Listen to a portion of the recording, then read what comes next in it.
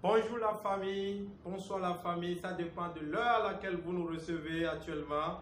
Bienvenue encore une fois sur ce numéro. Après notre parution sur la sorcellerie que vous avez beaucoup aimé, nous vous reviendrons maintenant sur ce numéro pour vous expliquer en réalité ce qu'on met dans la religion, ce qu'on met dans l'église et quel est le rapport de force entre la parution de l'église et aujourd'hui l'évolution des sociétés africaines.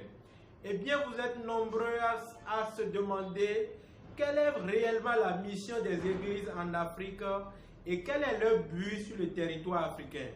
Chers amis, avant de commencer, n'hésitez pas donc à activer la notification et à abonner-vous à cette chaîne YouTube pour recevoir plus de nos nouvelles, puisque sur cette chaîne, Black Vodou, c'est rien que la vérité et la vérité va triompher.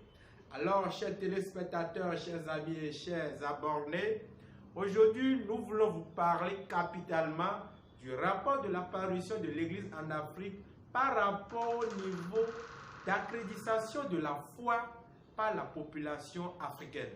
Alors, ils sont nombreux, ils croient qu'il y a un Dieu quelque part qui agit par miracle, où il faut forcément se rendre à l'église avant de comprendre beaucoup de choses.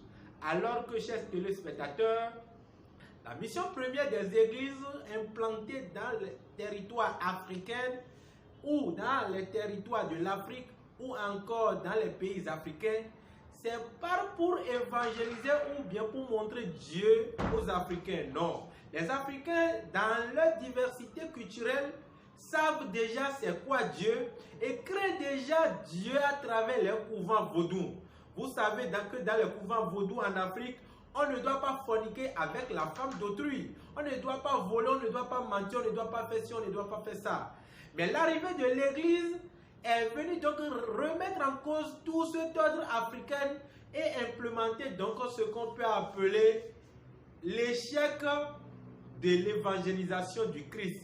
En réalité, Jésus-Christ dont on parle à travers les églises n'est rien d'autre qu'un personnage inventé qui a été caricaturé donc pour instaurer des normes et des règles pour faire évoluer l'homme en tant qu'entité dans les différentes sociétés que compose notre univers et donc le monde. Chers téléspectateurs, vous n'allez pas comprendre exactement ce que nous disons, mais rassurez-vous d'une chose.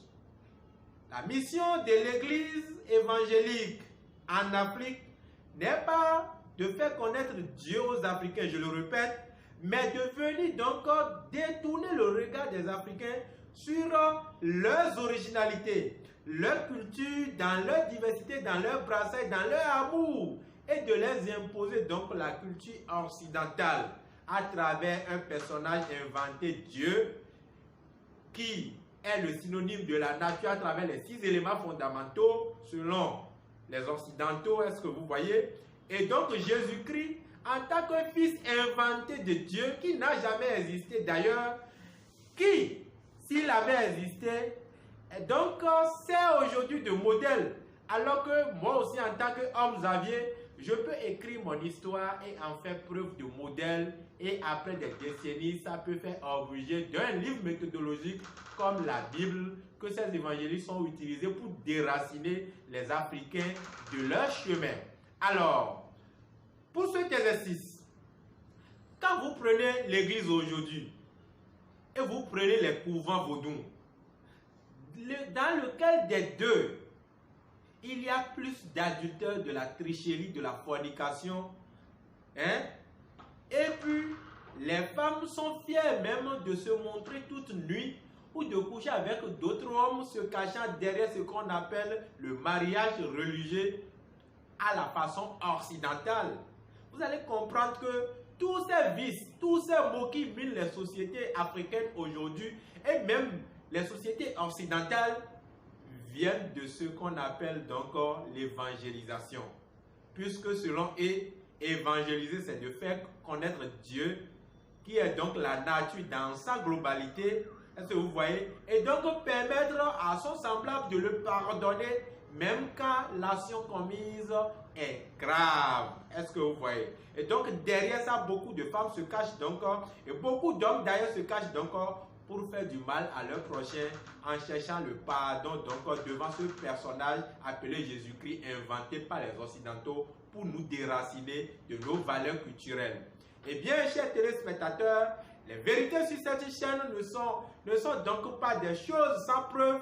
Nous allons donc vous faire suivre dans quelques instants une séquence de vidéos qui retrace donc l'arrivée des missionnaires évangélistes en Afrique et qui montre donc leur mission conséquente pour faire encore détourner le regard de nous Africains. Et aujourd'hui, j'ai mal parce que je suis écœuré de vous dire que le peuple africain aujourd'hui est perdu et en perdition toujours parce qu'ils ont découvert la religion occidentale et ont abandonné leur propre religion et sont prêts même à se sacrifier au détriment de cette religion importée afin de se saccager, de se tuer. Et chers amis, chers abonnés, si vous avez aimé donc ce discours, renouvelez votre fidélité à cette chaîne YouTube en activant la notification et en vous abonnant surtout. Dans quelques instants, la vidéo illustrative de ce que nous venons de dire depuis l'avènement de l'Église dans les pays africains jusqu'à nos jours.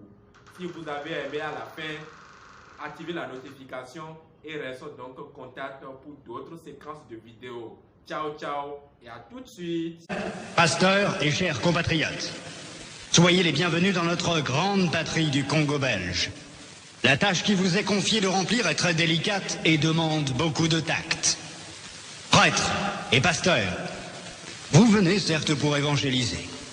Mais cette évangélisation s'inspire de notre grand principe, avant tout, les intérêts de la métropole. Le but essentiel de votre mission n'est point d'apprendre aux Noirs à connaître Dieu. Ils le connaissent déjà depuis leurs ancêtres. Ils prient et se soumettent à Nzambi Mpunu, que je sache, et aussi à Nzambi Mawezi.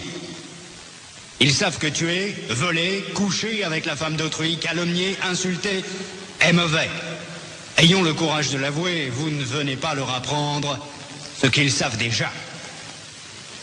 Votre rôle est essentiellement de faciliter les administrateurs et les industriels, c'est-à-dire que vous interpréterez l'évangile de la façon qui sert le mieux vos intérêts dans cette partie du monde. Pour ce faire, vous veillerez entre autres à désintéresser nos sauvages noirs des richesses dont regorge leur sous-sol, afin d'éviter qu'ils s'y intéressent ou qu'ils nous fassent une concurrence meurtrière, rêvant un jour à nous déloger de cette partie avant que nous ne nous enrichissions. Votre connaissance de l'Évangile vous permettra de trouver des textes qui recommandent et qui font aimer la pauvreté. Par exemple, « Heureux les pauvres, car le royaume des cieux leur appartient. » Il est plus difficile pour un riche d'entrer au ciel qu'à un chameau de passer par le trou d'une aiguille, etc. Vous ferez donc tout pour que les nègres aient peur de s'enrichir pour mieux mériter le ciel. Les soutenir petit à petit pour qu'ils ne se révoltent jamais un jour. Les industriels et les administratifs seront obligés de se conformer à ce que je vous recommanderai, à vous prêtres et pasteurs blancs, de temps en temps, pour vous faire craindre, de peur de courir à la violence, injurier, battre. Il ne faudra pas que les nègres ripostent ou se nourrissent de vengeance. Pour cela, vous leur renseignerez par tous les moyens et vous insisterez pour qu'ils suivent l'exemple de tous les saints qui ont tendu les joues, qui ont pardonné les offenses, qui ont reçu les crachats et les insultes sans tressaillir. Il faudra les décourager et les détacher de tout ce qui pourrait leur donner le courage de nous affronter. Je songe ici spécialement à leurs nombreuses fétiches de guerre qu'ils prétendent ne point abandonner. Votre action doit porter essentiellement sur les jeunes, afin qu'ils n'hésitent point de nous saluer. Quand le commandement du Père est en contradiction avec celui des missionnaires, qui sont les pères spirituels de leurs âmes, vous insisterez particulièrement sur la soumission et l'obéissance, même aveugle. Cette vertu se pratique mieux quand il y a absence de critique. Apprendre aux élèves à croire et non à raisonner. Ce sont là, chers prêtres, pasteurs et compatriotes, quelques-uns des principes que vous appliquerez sans faille. Vous en trouverez beaucoup d'autres dans les livres et textes qui vous seront remis à la fin de cette séance. Vous verrez donc ce que je recommanderais à vous, prêtres et pasteurs blancs. Évangélisez les Noirs jusqu'à la moelle des os, afin qu'ils ne se révoltent jamais contre les injustices que vous leur ferez subir. Faites-leur réciter chaque jour « Heureux ceux qui pleurent, car le royaume des cieux leur appartient ». Convertissez les Noirs au moyen des chicottes. Gardez leurs femmes à la mission pendant 9 mois, afin qu'elles travaillent pour vous. Courtisez-les s'il le faut.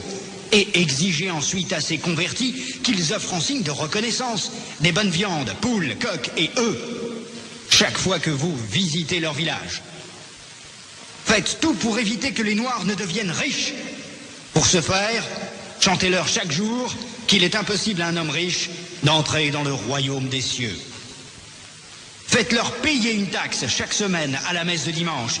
Détournez cet argent prétendument destiné aux pauvres pour avoir des magasins importants là où vous êtes, paroisses, procures. Transformez vos missions ainsi en de gros centres commerciaux florissants et aidez légèrement les pauvres pour encourager d'autres blancs à investir régulièrement.